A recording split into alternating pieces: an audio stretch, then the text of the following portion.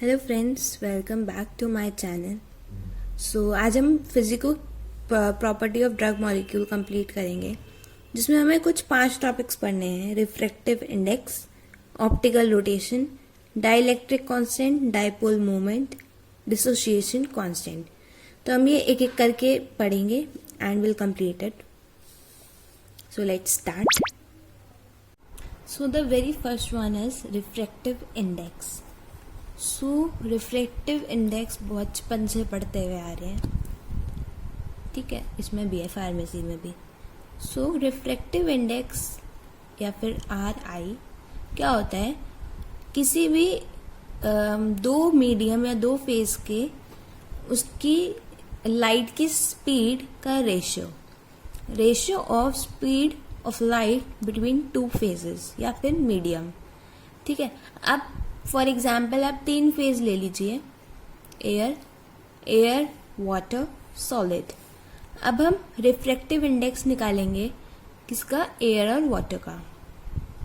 तो सबसे पहले एक चीज आप नोटिस करिए कि हर लाइट का, हर मीडियम का अपना अपना अलग अलग रिफ्रैक्टिव इंडेक्स होता है, सबका डिफरेंट होता है।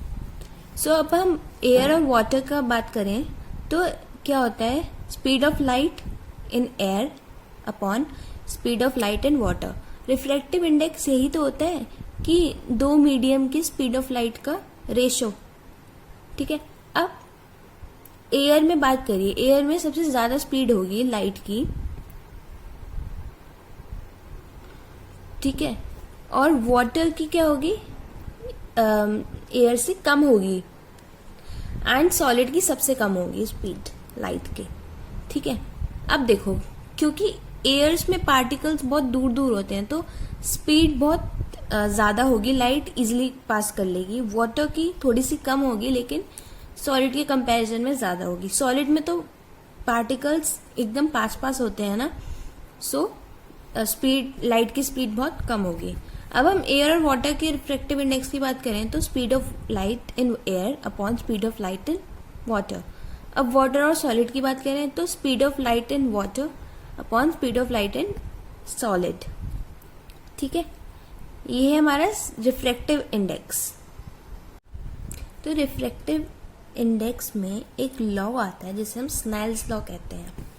स्नेल्स लॉ क्या होता है? आप ये डायग्राम में देखिए कि आई क्या है? इंसिडेंट, ठीक है, और ये एंगल है इंसिडेंट एंगल। तो क्या होता है, जब हम लाइट पास कराते हैं तो ये रिफ्रैक्ट होती है, ठीक है, तो उसको हम बोलते हैं रिफ्रैक्टेड रे, और ये एंगल होता है रिफ्रैक्टेड एंगल। बेसिकली होता क्या है, जब हम लाइट पास कराते हैं तो या तो वो रिफ्रैक्ट करती है या फिर रिफ्लेक्ट कर जाती है। रिफ्लेक्ट मतलब क्या होता है कि वो जैसे यहां से आ रही है वो उसी डायरेक्शन में वापस चली जाए, तो उसे रिफ्लेक्ट कहते हैं। रिफ्रैक्ट मतलब कि अपोजिट डायरेक्शन में आए, ओके। अब स्नेल्स लॉ क्या होता है? इसकी formula sine I upon sine R. I इसमें क्या है? इंसिडेंट एंगल, और आर क्या है? Refracted angle. अब क्या होता है, अगर हम स्नेल्स लॉ के बारे में लिखें तो क्या होता है? ये रेशियो होता है इंसिडेंट एंगल का और रिफ्रैक्टेड एंगल का। तो इसमें बस सिंपल सा यही लिखना है, और ये था हमारा first refractive index. Second one is optical rotation. Optical rotation में देखो, जब लाइट हमारी पास होगी निकोल प्रिज्म से, निकोल प्रिज्म क्या होता है? ये एक प्लेन पोलराइज लाइट होती है, मतलब बनाता है ये प्लेन पोलराइज लाइट, जिसका मतलब क्या होता है कि वो सिर्फ एक ही डायरेक्शन में लाइट को पास करेगा, ठीक है। उसको हमने पास कर दिया वाटर से। वाटर क्या होगा? ऑप्टिकली इनएक्टिव है ये, क्योंकि ये रोटेट नहीं करता। अब इसका कैलिब्रेशन करेंगे। कैलिब्रेशन में क्या होता है कि अब हम जैसे वाटर को रख दिया तो जो हमने जिससे पहले पास किया था वही एक दूसरे से पैरेलल होंगे, मतलब वो वही सेम चीज दिखेंगी। तो कैलिब्रेशन के बाद अगर पास होने के बाद वो जो हमारी लाइट पास हो रही है वो अगर क्लॉकवाइज मूव करे, लाइक क्लॉकवाइज ऐसे टिक टिक टिक टिक टिक टिक टिक टिक, ठीक है, अगर वो क्लॉकवाइज मूव करे तो वो होगी डेक्स्ट्रो रोटेटरी, मतलब पॉजिटिव साइन, और वो क्या होगी? ऑप्टिकली इनएक्टिव, ठीक है। बट अगर वो एंटी क्लॉकवाइज मतलब मूव करे ऐसे टिक टिक टिक टिक टिक उल्टी, ठीक है, तो क्या होगी वो लीवो रोटेटरी होगी और वो ऑप्टिकली एक्टिव होगी, नेगेटिव साइन शो करेगी. Okay. The third one is dielectric constant. क्या होता है, दो चार्ज ले लीजिए Q1 एंड Q2. Q1 क्या है पॉजिटिव चार्ज एंड Q2 क्या है नेगेटिव.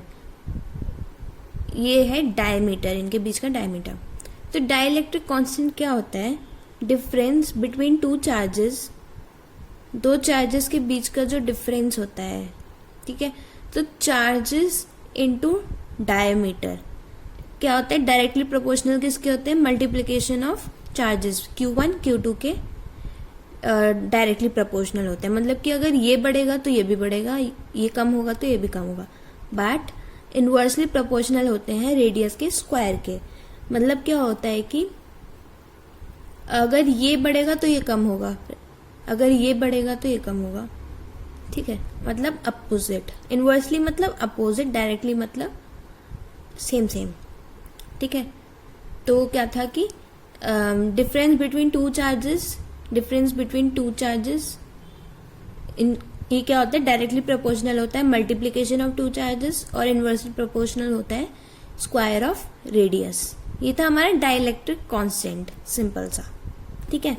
फोर्थ वन हम बात करेंगे डाइपोल मोमेंट. देखिए दो चार्जेस हैं पॉजिटिव और नेगेटिव.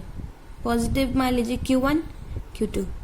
सो डाइपोल मोमेंट क्या होता है, Q इंटू डी. Q क्या है, इन दोनों के बीच का डिफरेंस, एंड डी क्या है, multiplication of charges, multiplication product of charges.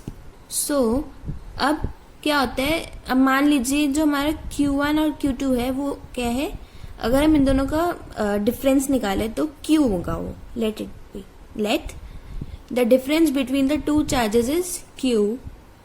सो हम डाइपोल मोमेंट को म्यू से डिनोट करते हैं. सो या that's it for dipole moment. Last one is dissociation constant. Dissociation मतलब क्या होता है कि किसी भी चीज को, किसी भी मॉलिक्यूल्स को, किसी भी पार्टिकल्स को हम अगर डिसोशिएट करते हैं, उसे तोड़ देते हैं, तो अगर हम वाटर लेते हैं, वाटर को हम डिसोशिएट करेंगे तो H पॉजिटिव और OH नेगेटिव. तो लॉ ऑफ मास एक्शन के अकॉर्डिंग क्या होता है कि जो रेट है वो डायरेक्टली प्रोपोर्शनल क्या होता है, प्रोडक्ट अपॉन, और इनवर्सली प्रोपोर्शनल होता है रिएक्टेंट के. तो हमारा प्रोडक्ट क्या है, H पॉजिटिव और OH नेगेटिव, रिएक्टेंट क्या है, वाटर. अब हम इस इनवर्सली के साइन को हटाने के लिए, इस प्रोपोर्शनैलिटी के साइन को हटाने के लिए क्या करेंगे, K आता है, K कांस्टेंट. तो रेट क्या होगा हमारा, अब इसका हम इंटीग्रेशन करेंगे तो dx upon dt is equals to K, और ये एज इट इज लिख देंगे H positive OH negative upon water. So that's it. मैं एक बार फिर से रिपीट कर देती हूँ. डिसोसिएशन कांस्टेंट में क्या होता है, हम किसी भी मॉलिक्यूल को डिसोशिएट करते हैं, तो अब हम वाटर को डिसोशिएट कर रहे हैं H positive plus OH negative में. अब इसमें एक लॉ है, law of mass action. Law of mass action में क्या होता है, रेट जो है वो डायरेक्टली प्रोपोर्शनल है प्रोडक्ट के और इनवर्सली प्रोपोर्शनल है रिएक्टेंट के. तो रेट, अब हम इसमें वैल्यू लिख देंगे प्रोडक्ट H पॉजिटिव और OH नेगेटिव अपॉन वाटर. अब हम इस प्रोपोर्शनैलिटी के साइन को हटाने के लिए K आता है, K होता है कांस्टेंट, ठीक है. हम बाकी एज इट इज लिख देंगे और रेट का हम इंटीग्रेशन करेंगे which is dx upon dt. सो या that's it for unit second of physical pharmaceutics 1 states of matter.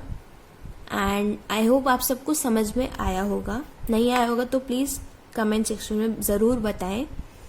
और आपको अगर ये नोट्स चाहिए सेकेंड यूनिट के तो प्लीज मेरे को मेल में DM करें. Thank you for supporting and keep supporting, keep loving. Bye bye, take care, namaskar.